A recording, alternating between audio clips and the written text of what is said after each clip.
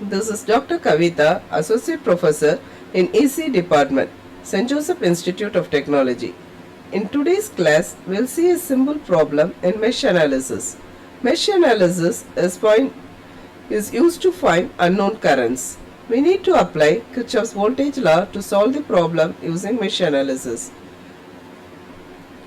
So this is the circuit diagram for which we are going to find out the unknown currents. So the problem is compute I1, I2 and I3 using mesh analysis. So here there are three loops. Loop 1, this is first loop, this is the second loop and this is the third loop. The current direction is shown in the given in the problem. So the current direction in the problem is given as is given to be flowing in the clockwise direction in all the loops. So it is flowing in the clockwise direction in loop 1, clockwise direction again in loop 2, clockwise direction again in loop 3. In case if the current direction is not marked in the given problem, we need to assume the current directions. So the general assumption is the current should flow in the clockwise direction. So in all the loops. Now we have to apply KVL for loop 1, loop 2 and loop 3 in order to find out the unknown currents. So before applying the KVLs, we need to know whether there is a voltage drop in the resistance or there is a voltage rise in the resistance. So consider a resistance R in which the current is flowing in this direction. Okay, the current I is flowing in this direction. So as we all know, current always flows from an higher potential to a lower potential. The higher potential is marked with a plus sign and the lower potential is marked with a minus sign. So meaning that when the current is flowing from a higher potential to lower potential, there is an voltage drop there. In case if the current is flowing from a lower potential to higher potential, then there will be an voltage rise. Okay. So this we should remember while writing out our KVL equations. Now coming to loop 1. So there are three resistors there, 5 ohms, 3 ohms and 4 ohms. So we need to first know whether there is a voltage drop in these resistors or there is a voltage rise in these resistors. So let us mark the polarity over there.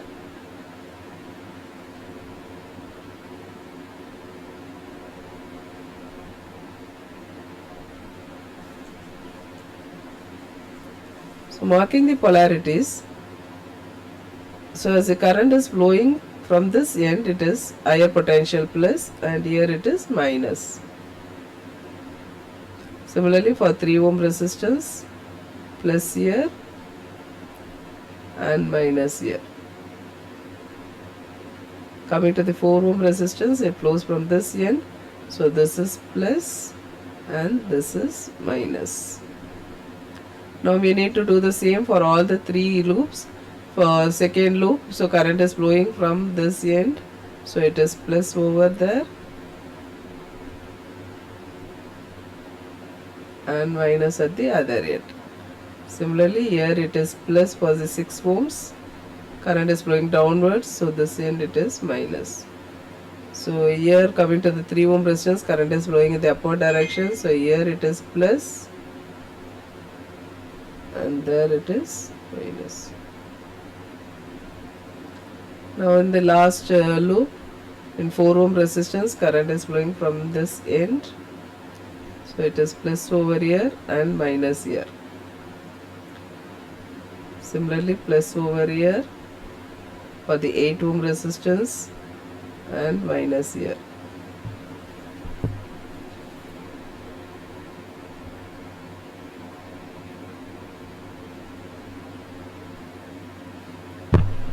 Now we have to apply KVL to all the loops.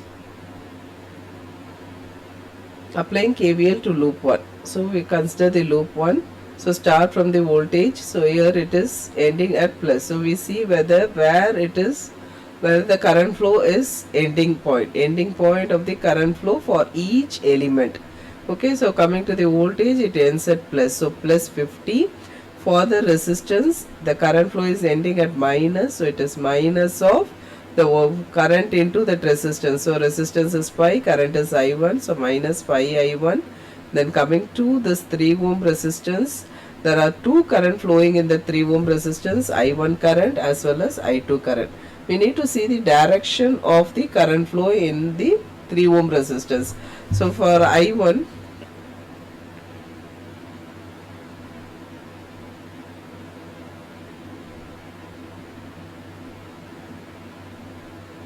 so I1 current, it is flowing in the downward direction, right? So here it is flowing in the upward direction. So at this point it is current is flowing in the upward direction. So both are flowing in the reverse direction, opposite directions. So as they are flowing in the opposite directions, it is we have to subtract the current flow. Okay, so when you are writing for loop 1, we have to subtract from this loop current loop current minus the other loop current. So it should be I1 minus of I2. The current that is entering at 3 ohms is minus, so it is minus of 3 into current loop current, that is I1, minus of the other loop current, that is I2. So minus 3 into I1 minus I2. Similarly, coming to 4 ohm resistance, the current I1 is flowing in this direction. Okay, whereas for I3 it is flowing in the opposite direction, flows in this way. So as the current flow is in the opposite direction, again we need to subtract here. We need to first check the resistance, it ends at minus, so minus of 4 into current loop current, that is I1, minus the other loop current, that is I3. So it is 50 minus 5I1 minus 3 into I1 minus I2 minus 4 into I1 minus I3 equivalent to 0. Now simplify this, so we get 50 minus 5I1, expand this, minus 3I1, minus of minus, it is plus 3I2, minus 4I1, minus of minus, it is plus 4I3 equivalent to 0. So 50.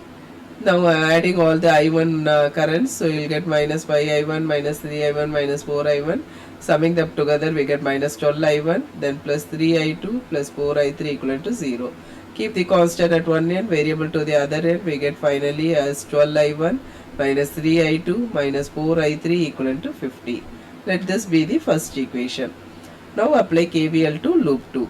Applying KVL to loop 2, so it is, again we have to see the flow of current. So for the resistance 2 ohm resistance, the current flow ends at minus sign. So it is minus of 2 into I2. Minus of 2 into I2. Now coming to the 6 ohm resistance, again the current is ending at minus. So minus of 6 into I2. So minus of 6 into I2. Now coming to the voltage battery. So it is starting at plus, ending at minus. So it is minus of 20 volts. So minus of 20. Now coming here for the 3 ohm resistance, the current I2 current flows like this and ends at minus. So minus 3 into, the polarity is again different for both I1 and I2, so it should be subtracted. So current loop current minus the other loop current. Current loop current is I2 minus the other loop current is I1. So it is minus of I2 minus I1 equivalent to 0.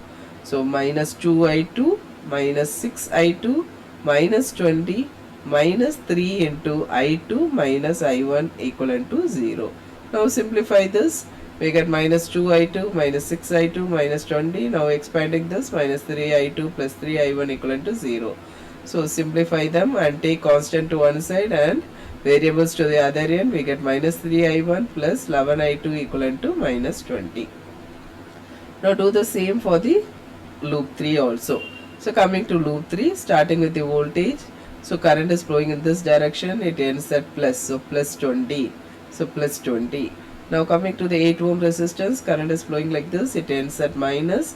So minus 8 into I3. So minus 8 into I3.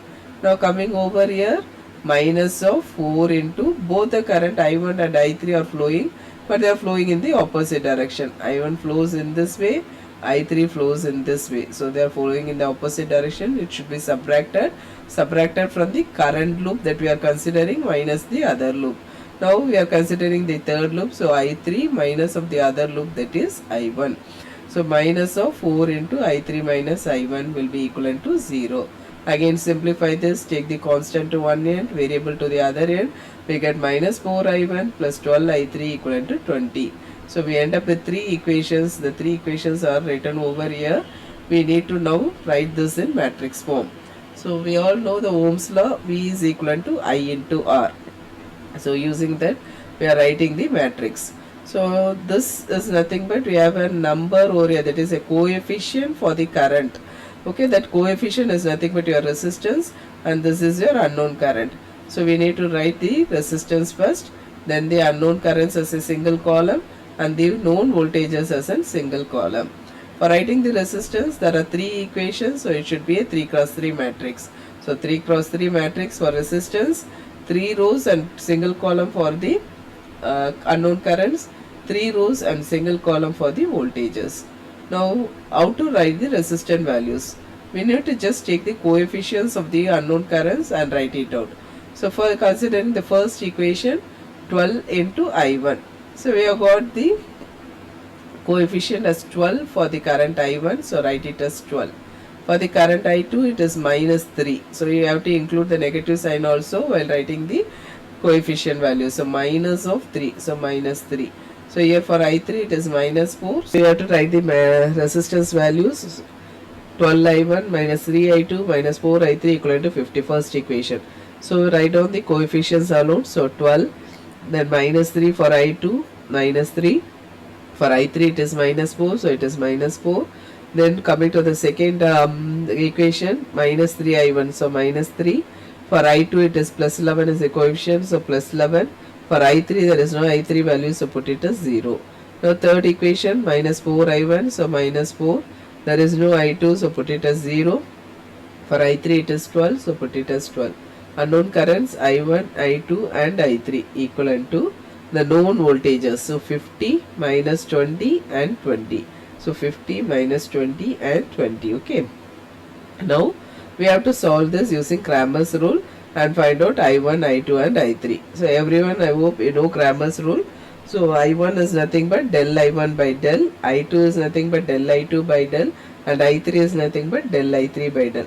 So how to find out the del I1? Del I1 is nothing but replace the first column. Replace the first column of a resistance matrix with the known voltages 50 minus 20 and 20. So you have to replace 12 minus 3 and minus 4 with 50 minus 20 and 20. What is del I2? Replace the second column of your resistance matrix with the voltage matrix. So replace minus 3, 11 and 0 with 50 minus 20 and 20. Now similarly del I3 is nothing but replace the third column of your resistance matrix with 50 minus 20 and 20. Now we will get del I1, del I2 and del I3. Del is nothing but determinant value of this resistance matrix. So if you have calculated all these things, we will be able to find out I1, I2 and I3. And hence our problem gets solved using mesh analysis. Now we will see how to find the determinant values. So the finding the determinant value, 12 minus 3 minus 4, minus 3 11 0, minus 4 0 and 12. So we have to, when we are considering this first row, first column, omit that particular column, particular row. Okay. Then you have to take the minor of this and get your answer. So 12 into 11 into 12 minus of 0. So 11 into 12 minus 0. When you consider minus 3, omit this column, that particular row. So you will get minus 3 minus of minus 3 into minus 3 into 12 minus of 0. So minus of minus 3 becomes plus 3, 12 into minus 3 minus 0. Then considering the last one, omit this particular row and column, we get minus 4 into 11 minus of 0. Okay, sorry. So it is like this. So minus 3 into 0 minus of minus 4 into 11. So you get plus 44. Okay. Now solving this, we get 1300.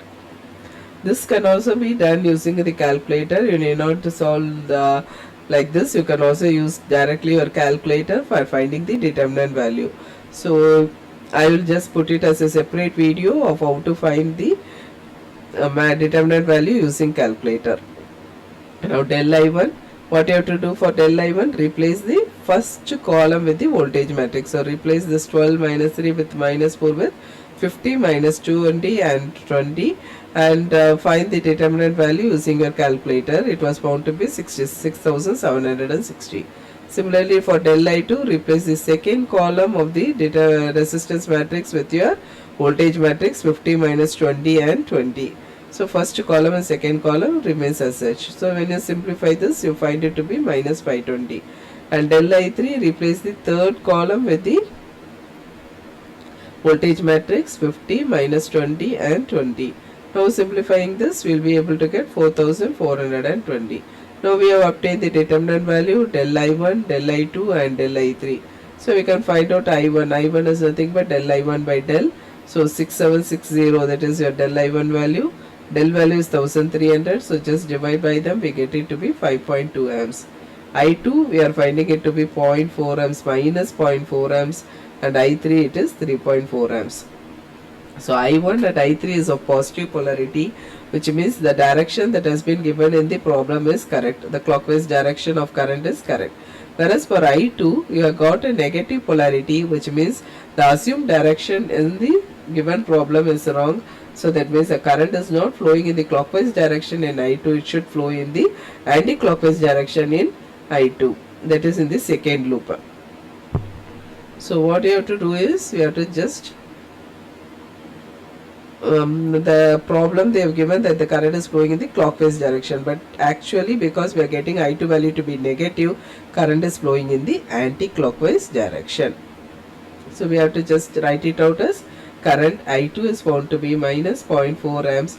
The assumed direction of I2 is wrong. The current I2 must flow in the anti-clockwise direction. This is how we have to finally write it out. Okay. Next we have to, after completing this, we have solved the problem. In case if there is another way to check whether whatever we have written is correct or not, that is by inspection method. So by inspection method, what we are going to do is, we will not writing this KVL equations at all, we will directly arrive at this matrix form. Okay, we will directly arrive at this matrix form just by visualizing your matrix or inspecting the circuit, visualizing the circuit or by inspecting the circuit. Okay, so we need not write all these equations, just by seeing the circuit diagram we will be able to write this matrix. Okay, so in case in examination if they ask compute I1, I2 and I3 using mesh analysis, we need to do apply KVL to loop 1, apply KVL to loop 2, apply KVL to loop 3, solve all these things. But you can take few seconds to check whether whatever you have written is correct or not. Sometimes a plus minus, you made a small mistakes while calculating, that can be removed by inspecting the circuit diagram and writing the matrix directly. So now I will elaborate how to write this matrix directly by inspection. So inspection method. So I have taken the same circuit for simplicity, so that we can cross verify whether our values obtained is same with that of the solved problem that we have seen now. Okay, so by inspection method, what you are going to write is, we are going to frame the matrix directly just by visualizing the circuit diagram. So first thing that we need to do is, as done in the same problem, we have to mark the current direction. But current direction is given in the circuit itself. In case if not given, then we have to mark the current direction. Always assume current is flowing in the clockwise direction. So assume current is always flowing in the clockwise direction. So we need to first fill the resistance value, then we have to find the unknown currents, and we have to fill out your known voltages. So what you have to do is, see how many loops are there. There are 3 loops, loop 1, loop 2 and loop 3. So the resistance will be a 3 by 3 matrix. The unknown current equations current will be of a 3 rows 1 column, and voltage will also be of a 3 row single column. So 3 cross 1 matrix.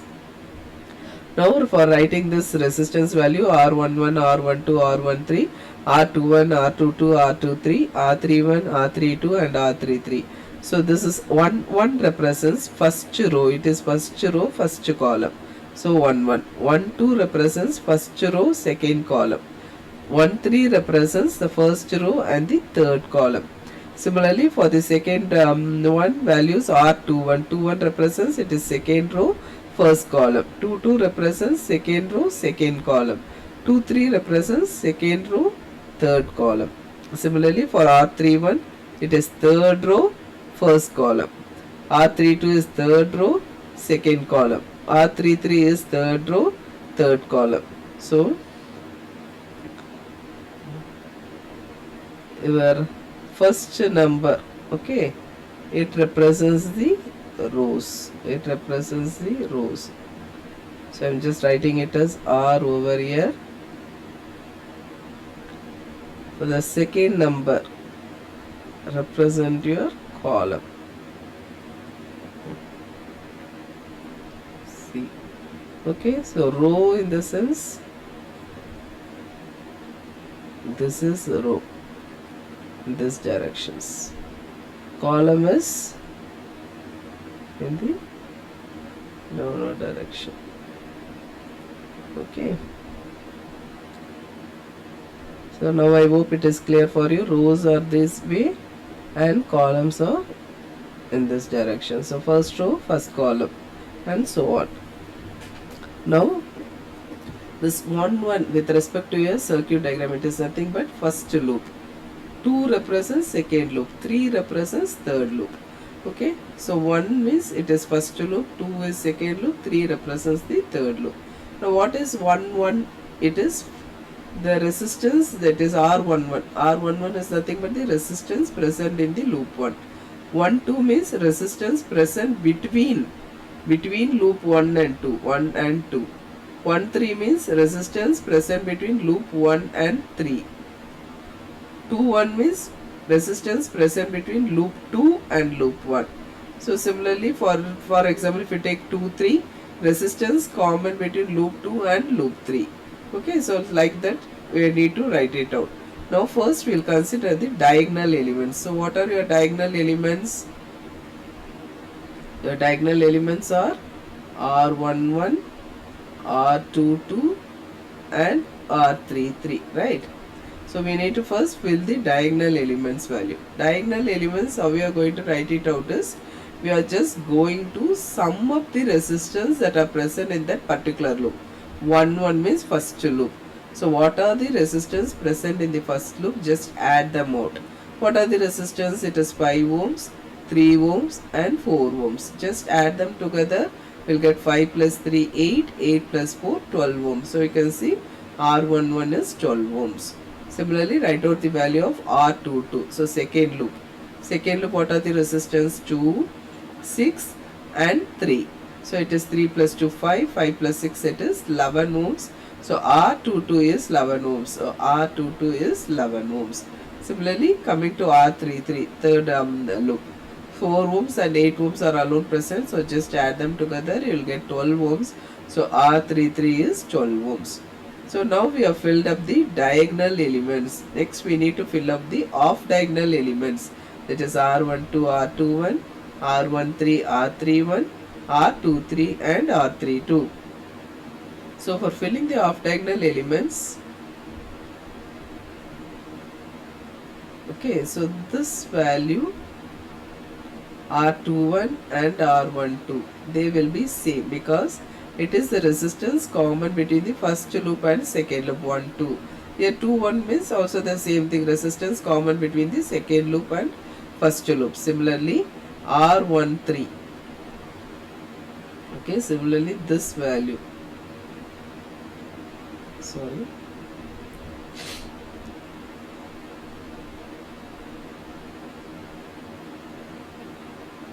okay, so this value R13 and R31,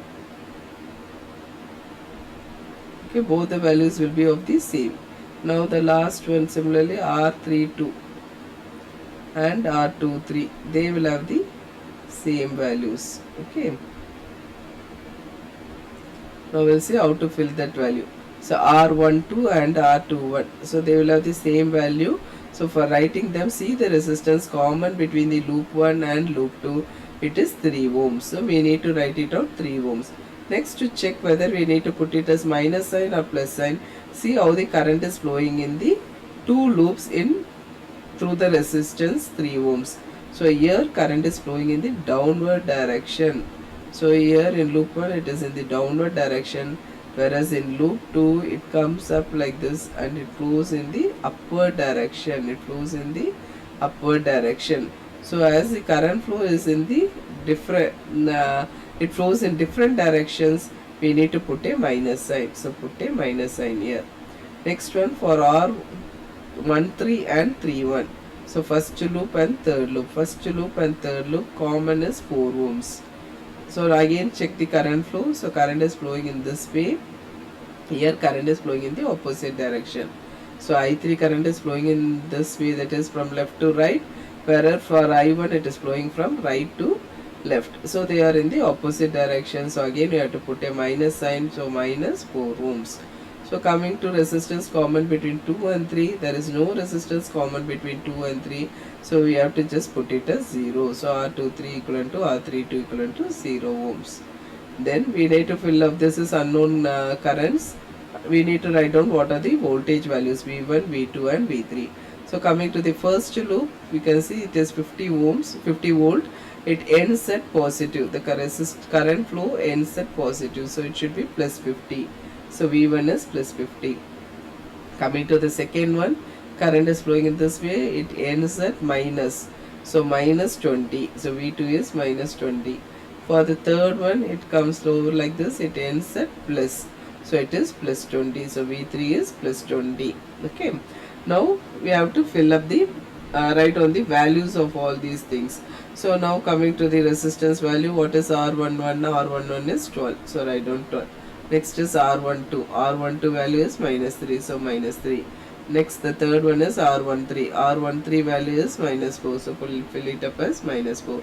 Similarly for R21. R21 it is minus 3. So write it out as minus 3. R22 it is 11 ohms. So R22 is 11 ohms. Then R23. R23 value is 0. So put it as 0. Then the last row R31. R31 is minus 4 ohms. So minus 4 ohms. R32. R32 is 0. So put it as 0. Now R33. R33 is 12 ohms. So put it as 12 ohms. Unknown one current I1, I2 and I3. I1, I2 and I3. Now known voltage is V1. V1 is 50. So write it as 50. V2 is minus 20. So write it as minus 20. V3 is 20. So write it as 20. Now you can check whether this value as well as the one that we have done already derived, both are same or not. Cross checking. So if we just compare both the things, we are getting the same value as we have seen by inspection method. So now you can just apply Cramer's rule. Find out I1 by del I1 by del, I2 as del I2 by del and I3 as del I3 by del. Will be able to get the same answer. So this method, in case if they ask by inspection method, you can do it directly like this, or it can be used for verifying whether whatever you have done through KVL is right or not. So sometimes while answering the questions quickly, we may end up with some silly mistakes. Minus plus signs may get changed. So that can be avoided by cross checking or verifying your answers by inspection method. Thank you, students.